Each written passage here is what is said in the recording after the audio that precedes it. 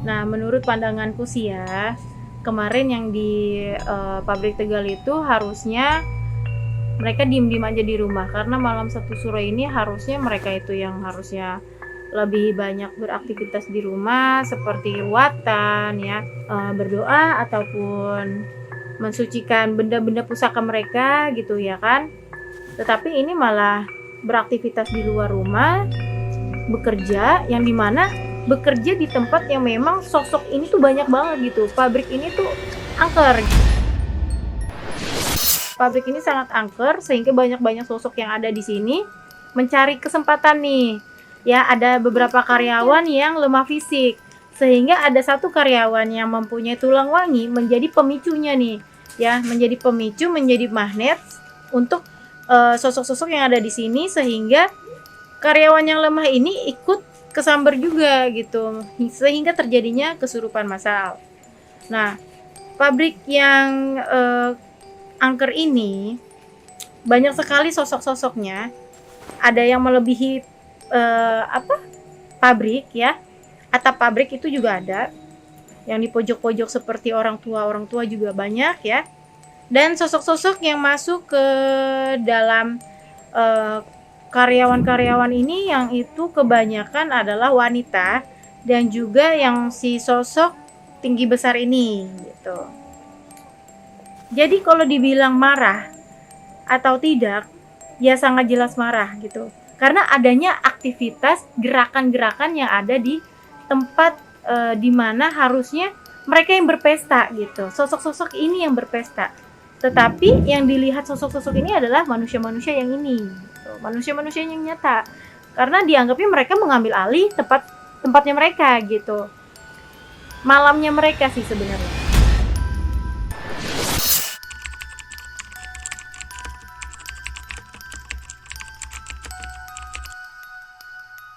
Biasanya ini ya, ketika malam satu suro masuk ya, energinya, ini kan banyak orang yang meyakini dan itu sangat disakralkan. Nah, namun di sini ada manipulasi ataupun tipuan-tipuan makhluk halus atau para jin, para lelembut siluman demit ini akan menyerupai orang yang baik-baik, menyerupai makhluk yang berupa itu ulama atau kiai ataupun wali. Nah, di sini kita harus hati-hati karena gini, jangan sampai kita kemakan tersebut dan jangan sampai kita itu menjadi korban atau tumbal. Ada energi yang lebih kuat gitu, yaitu energi kejam. Nah, energi kejam ini bisa menguatkan orang-orang yang kalau nggak sadar diri atau dia nggak istighfar lah ya, dia nggak bisa mengontrol dirinya.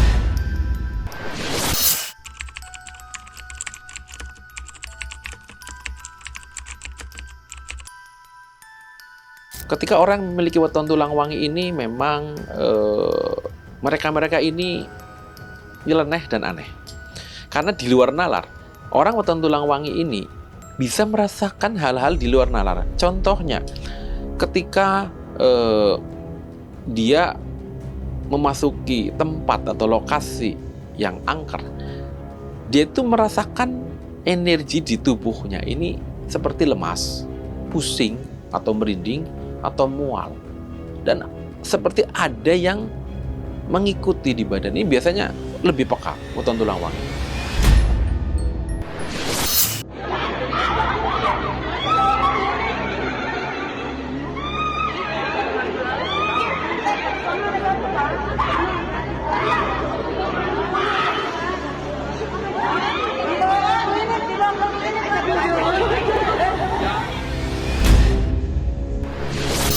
Assalamualaikum warahmatullahi wabarakatuh. Saya Master Iwan Kaur. Ada kejadian malam satu suruh di pabrik sepatu Tegal. Karyawan pabrik malam satu suruh banyak kesurupan, khususnya di pabrik sepatu Tegal. Dalam ramalan saya, satu suruh vibrasi energinya memang ditunggu-tunggu khususnya orang-orang spiritual yang memang paham di dunia satu suruh, dan baik pun orang-orang awam, khususnya di Pulau Jawa. Menurut ramalan saya, viralnya kejadian kesurupan karyawan pabrik sepatu di Tegal itu bukan karena suasana di sekitar pabrik sepatu, dan itu bukan karena malam satu suruh. Saya lihat dan saya ramalkan, dan saya akan sudah melakukan perjalanan spiritual. Kejadian kesurupan di pabrik sepatu Tegal, yaitu fisik orang yang kesurupan itu, saya lihat dia kena asam lambung. Dalam ramalan saya, mereka adalah sering cemas, mungkin posisi mereka lagi kecapean di saat kesurupan di pabrik sepatu malam satu suruh. Kejadian yang saya ramalkan dan saya lihat di video yang tersebut. Di pabrik sepatu itu saya lihat di dalam perjalanan saya, itu vibrasi energinya sangat bagus. Dan di pabrik sepatu di Tegal itu vibrasi energinya sangat bagus. Dan di situ sekitar itu indah energinya. Jadi saya harapkan kepada karyawan di pabrik sepatu Tegal, usahakan sebelum mau bekerja, minum dulu air, sarapan dulu, dan niatkan positif. Insya Allah masuk ke wilayah pabrik sepatu Tegal itu aman, dan penyakit lambung kita bisa kita kendalikan.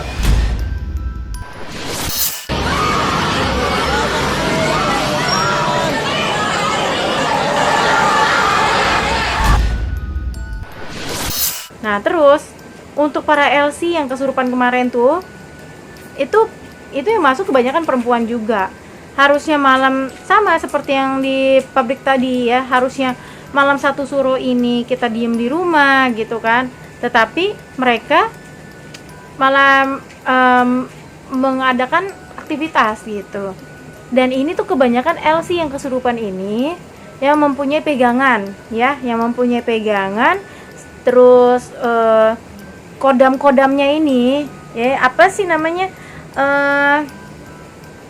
penjaganya, terus yang mempunyai jimat gitu kan, itu mereka mempunyai gesekan gitu, minta diruat juga, minta diritualkan, minta dimandikan gitu. Nah, sosok-sosok yang masuk ke LC ini juga kebanyakan perempuan.